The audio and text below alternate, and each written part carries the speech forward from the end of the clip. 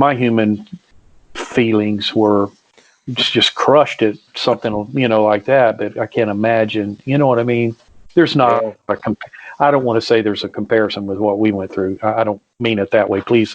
I hope I'm saying that the right way. And, no, but, I get what you're saying. Yeah, it was kind of tough with certain times, but then there was some really wonderful, wonderful times as well. So, guess you take the good with the bad, and you have to just put your, tighten up your belt buckle and say, okay, let's do this, and go on about your business and serve the Lord for what He's called you to do. Because I always felt it was a calling in my life. So, I prayed for people like that, and I was hurt by it, but I never got bitter by it or judgmental, because I knew that was a no as well. Well, Jimmy, one of the things that Steve and I have talked about with our other guests, as well as talking to each other, I had faced similar things, but as a fan, walking into a Petra concert, and there were people there picketing, saying the same thing, that we were going to hell because we were going to a concert like that.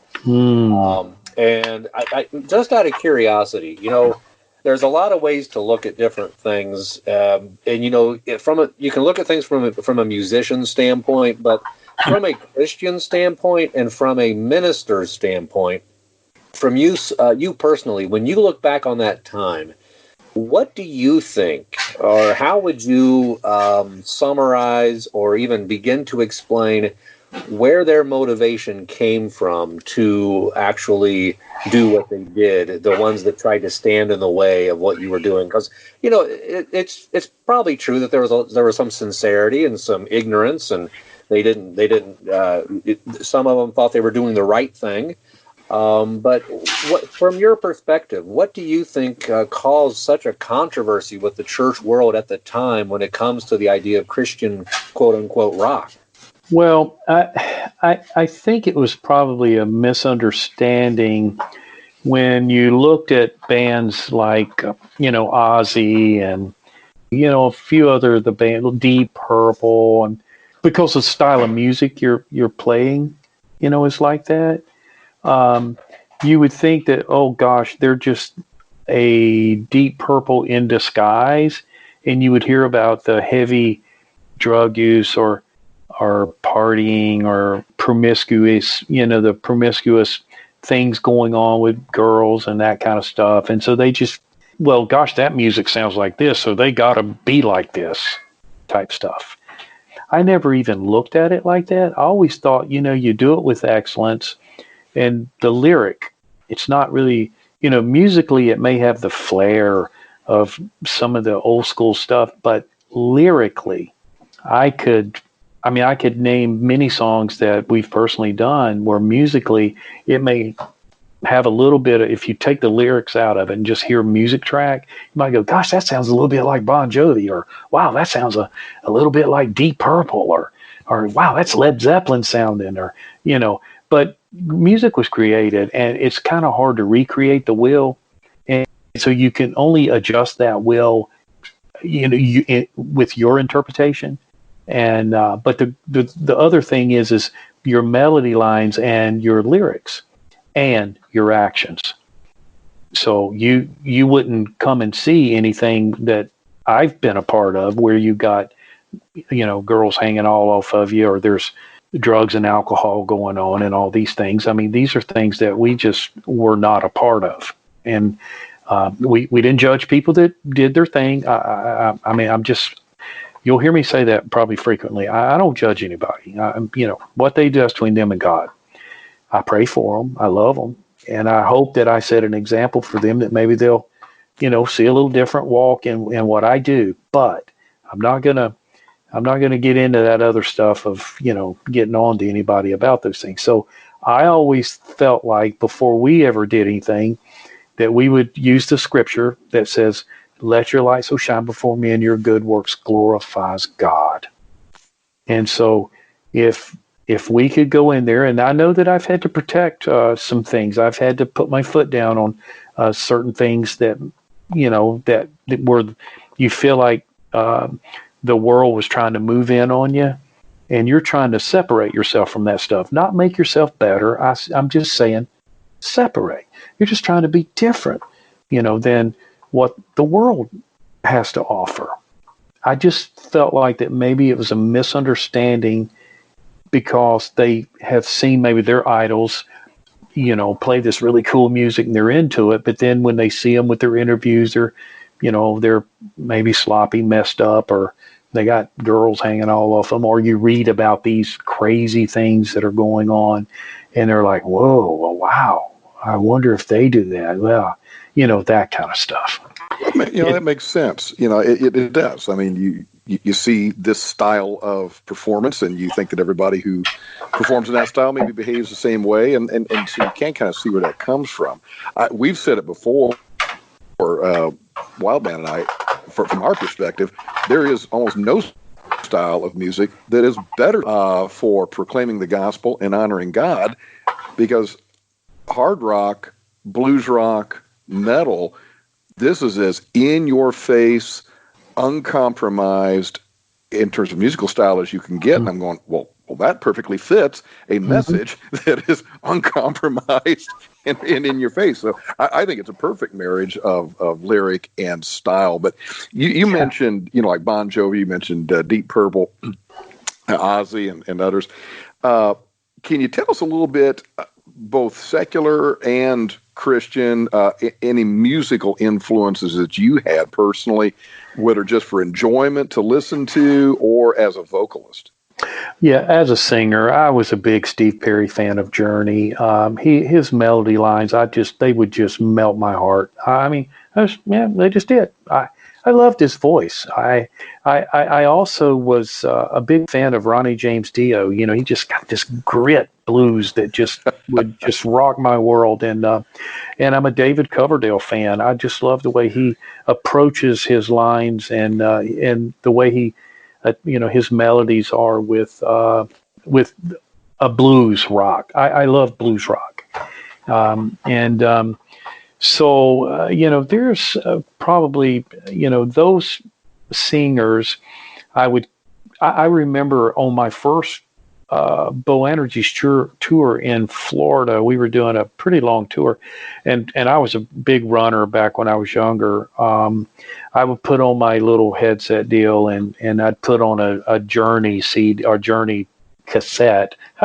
Yes, and just go jogging, and man, run for, it seemed like just miles, because I'd just get so wrapped into it for exercise, that kind of thing. So it's funny you said, especially that you said Ronnie James Dio and David Coverdale. It's interesting in some of the interviews we've done, other musicians who have named both of those guys, and I do think the audiences have obviously loved those guys. They had, and Coverdale still has huge following, but I think also among musicians there's a real recognition on those guys with their vocals. And I would say I hear in you something that I would hear in especially a Ronnie James Dio, or even if I don't mean to insult you by bringing in a female vocalist, but like a Pat Benatar.